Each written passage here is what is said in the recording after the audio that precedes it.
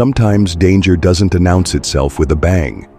It creeps in slowly, with subtle red flags and escalating unease. These are stories of those slow burns, of the moments I realized I was in real trouble. The memory of almost being abducted remains vivid. I was 12, living in a remote coastal town surrounded by boreal forest. The nearest city was a 2-hour drive, and like many isolated areas, my hometown faced significant challenges. It was a rough mix of mining communities and a Native American reservation, where violence, theft, and substance abuse were pervasive. Until 4th grade, my school was a short walk, about 200 meters, from my house. But since it didn't offer 5th grade, I had to switch and ride the bus for the first time. Every morning at 6 a.m., I walked several blocks to a long road with multiple intersections. The bus route was odd. It would stop for 3 students, drive about 100 meters to another intersection for more pickups, and then loop back to our original stop. My friends and I often found this inefficient, and sometimes we'd walk to the second stop to get a seat earlier. One snowy morning, I left home early. A blizzard was raging, and I knew the wind would slow me down. The intense cold made the short walk feel much longer. Arriving at the first stop, I saw no one at the other. I assumed some students were staying home due to the weather, or perhaps watching for news of a snow day. By the time I reached the second stop, the wind had numbed my face, and I felt the stinging of early frostbite on my cheeks. This was common in our climate, and I knew how painful it would be once my skin thawed. I hoped the bus would arrive soon. For a few minutes, it was just me, the howling wind and the driving snow. Then I saw an old gray car slowly turn the corner and creep along the snowy road. My heart began to pound. As it approached, the driver, a disheveled-looking man with weathered features, stared directly at me. He drove past, pulled into the bike lane, and stopped. I stood frozen across the street, watching him confused. Why was he out so early, parked in the bike lane during a blizzard? Squinting through the swirling snow, I saw he was holding something vertically in his left hand, pointing directly at me. A camera. Panic gripped me. My mind raced, trying to understand why he was taking my picture. But it wasn't just the camera. It was the way he held it, sideways in an unnatural grip, that unsettled me most. My breath quickened as the reality of the situation sank in. I was too far from home to run, and most people were likely still asleep, their doors locked against the cold. I felt trapped. If he attacked, there was nowhere to go, no one to help. I felt completely exposed in the storm. Run, I told myself, but I couldn't move. The car began rolling forward, crossing to my side of the road. He was coming toward me, slowly, deliberately. The closer he got, the harder it was to breathe. My heart raced. As he neared my stop, the car slowed even more, like a predator stalking its prey. I braced myself for the worst when a loud horn cut through the wind. Another car appeared up the street, its headlights piercing the snow. The man slammed on the gas, his tires screeching on the ice, and sped off. I watched him disappear into the blizzard, leaving behind fear and unanswered questions. If that other car hadn't appeared, I don't know what would have happened. One of my friends arrived moments later, and seeing her gave me the courage to move. I ran to her, desperate for company. 2 years later, a 5-year-old was found dead in the nearby woods, the victim of an abduction. To this day, I can't dismiss the possibility that the two events are connected. The thought that I might have looked into the eyes of a killer chills me. I reported the incident to the police, giving them as much detail as I could. They promised increased patrols, but I never saw a police car in the neighborhood in the next 5 years. I'll never know what happened to the photo. But if you ever see a picture of a chubby girl in a pink hat, her cheeks frostbitten and her face frozen in fear during a snowstorm. You'll know the story. When I started online college, I got my first apartment, juggling 3 jobs, including a night shift. I was eager for independence. Initially, apartment life was great, but I soon encountered a problem: my downstairs neighbor. The building housed a few tenants, mostly older than me, an older man who'd lived there over 20 years, an older woman with a young child who'd been there a few years, and an empty unit. I kept to myself, but noticed when a new tenant moved in. A man near my age, maybe slightly older, with greasy black hair and a somewhat heavy build. At first, I thought it'd be nice to have a neighbor my age, but that changed quickly. Casual greetings turned into uncomfortable remarks. The first red flag was his comment about trash smelling as I took mine out. I brushed it off, but the snide comments continued, including an inappropriate remark about my sister not wearing a bra during a visit. Disgusted and annoyed, I reported him to the landlord, but nothing happened. One day, loud banging on my door jolted me awake. My heart raced. I wasn't expecting anyone. Through the door, he yelled that I was too loud and needed to stop harassing him. I explained, still behind the door, that I'd been asleep. He stomped away, muttering insults. I tried to calm down, but minutes later he was back, banging again. He repeated the accusation, threatening to call the police. I suggested he ask the other neighbor, since I was on the other side of the building and couldn't be making the noise. He thanked me overly politely, then stomped off again, cursing. I immediately reported this to the landlord, saying I felt unsafe. He said he'd look into it.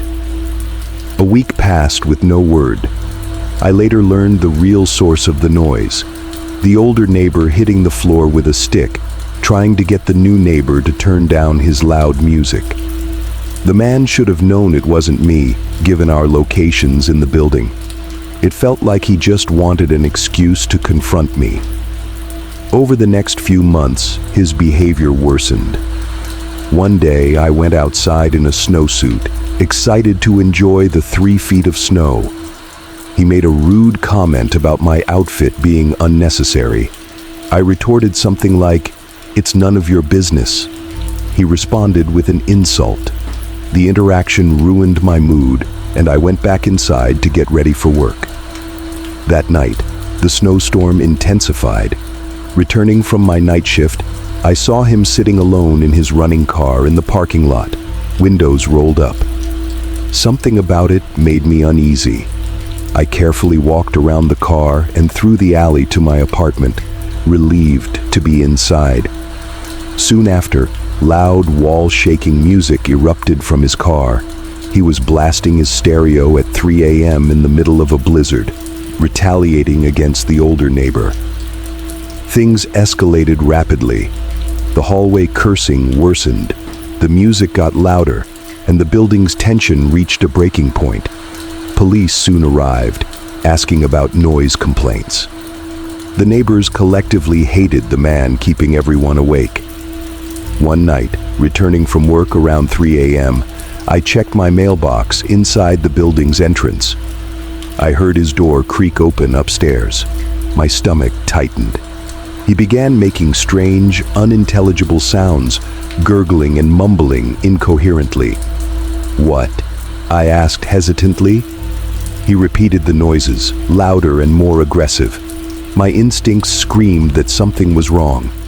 I turned and headed back to my car, thinking I'd rather sleep there. Then a window above slammed open.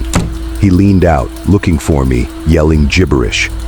I debated my next move, then snuck back inside and ran up the stairs as quietly as possible, passing his door. As I reached the second floor, his door banged open. His muttering grew frantic, then I heard his footsteps. He was following me.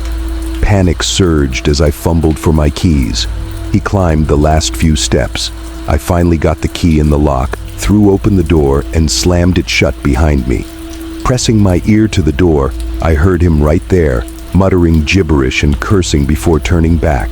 Peeking through the blinds, I saw him pacing outside, yelling at no one.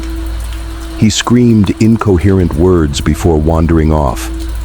Relieved, I went to bed. The next day, the landlord texted, "That guy was arrested and won't be coming back."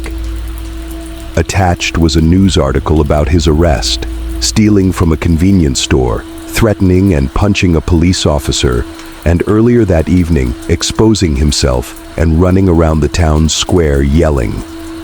I never saw him again. His family cleared out his apartment. A little over a year ago, I immigrated from Australia to a small town of about 20,000 people in the northeastern US. Being Australian here is rare, and my job gives me a certain public profile, which is relevant to this story. I've changed a few details for privacy. A few weeks ago, at work, I found a message in my Facebook Other inbox. It was clearly from a local based on his profile, so I assumed it was someone who'd seen me around. The message read, "Hello, how are you? I've been to Australia 3 times, totaling 1.5 years. I lived in Melbourne and Sydney. I went back in '93 and 2014. Please send a friend request. I couldn't figure out how to do it from my end. Ed note, yeah, you're part of the reason why there's no option. Hope to hear from you. Thanks, Gary." That evening, while having dinner with my girlfriend, who owns the bar where I work weekends, she suddenly started laughing. "Oh my God, I forgot to tell you. You're going to kill me." She explained that her first customer that day was a bit off. He asked about the age range of the bar's female clientele, 25 and up, stating he was 44. The conversation somehow shifted to Australia, and he mentioned having been there. My girlfriend, being friendly, said, "Oh, my boyfriend is Australian."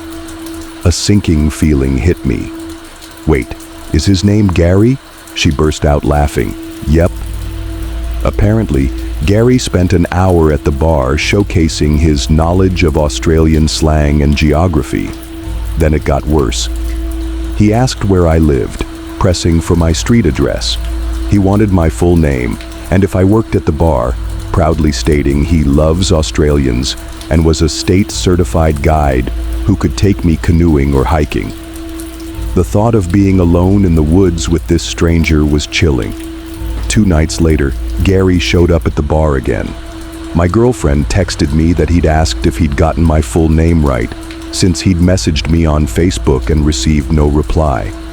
He then entertained the bar with more Aussie lingo and off-color jokes that offended at least one patron. He announced he'd be back the following night to see the bar. A snowstorm that weekend provided a reprieve, but the next weekend, I wasn't so lucky. While seating customers, Gary walked in. "Are you the Australian guy?" he asked loudly, singling me out. "I'm one of them," I replied cautiously. Gary sat at the bar in front of me and talked non-stop, rattling off every place he'd been in Australia, random trivia, and places he still wanted to visit. He was oblivious to the fact that it was a busy Saturday night, and I was the only bartender. Thankfully, a woman next to him, possibly Colombian, became his new target, and he started talking about taking her to the woods. He then pointedly showed me the tip line on his check, asking if it was enough. I just wanted him gone. After he left, my girlfriend, who had initially found it amusing, was now seriously creeped out. I avoided him for a couple of weeks until one Friday afternoon when we were having lunch at the bar. Gary, mid-conversation with the bartender, turned, walked over and said, "I've got something to show you." He pulled out a handful of Australian coins. "Yeah, I've seen Australian currency," I said. "Do you carry that around all the time?" "I love Australia," he replied, as if that explained everything. He launched into his spiel about visiting Melbourne and Sydney again, ignoring my obvious disinterest. The bartender thankfully intervened, and Gary left to pay his tab, handing the bartender a slip of paper with his contact information for anyone interested in outdoor activities. The handwriting and layout of the note were deeply unsettling, like something from a disturbed individual. As Gary left, I sighed in relief. We discussed our weird encounters with the bartender, and of course, Gary returned. He'd forgotten his coat. He likely overheard everything. That night, while I was at the office, he returned to the bar and told my girlfriend he worked with children. Then he asked, "Want to know the best day of my life?" Without waiting for an answer, he described how, in his 30s in Australia, he spoke to students at an all-girls private school and subsequently slept with one of the seniors. I'm grateful I wasn't there. I haven't seen him since, but he resurfaced in another disturbing way. Last Friday, I shared this story with a coworker who'd been harassed on a dating website. Today, she said, "I think the stalker outdoor guide who's following you contacted me on a dating site." It was Gary. His About Me section was the rambling of someone deeply troubled. I won't share the details, as they'd likely identify him, but I want nothing further to do with this. Even now, I'm left with so many unanswered questions. What do you make of these encounters? What are your theories? I'd love to hear your perspectives in the comments.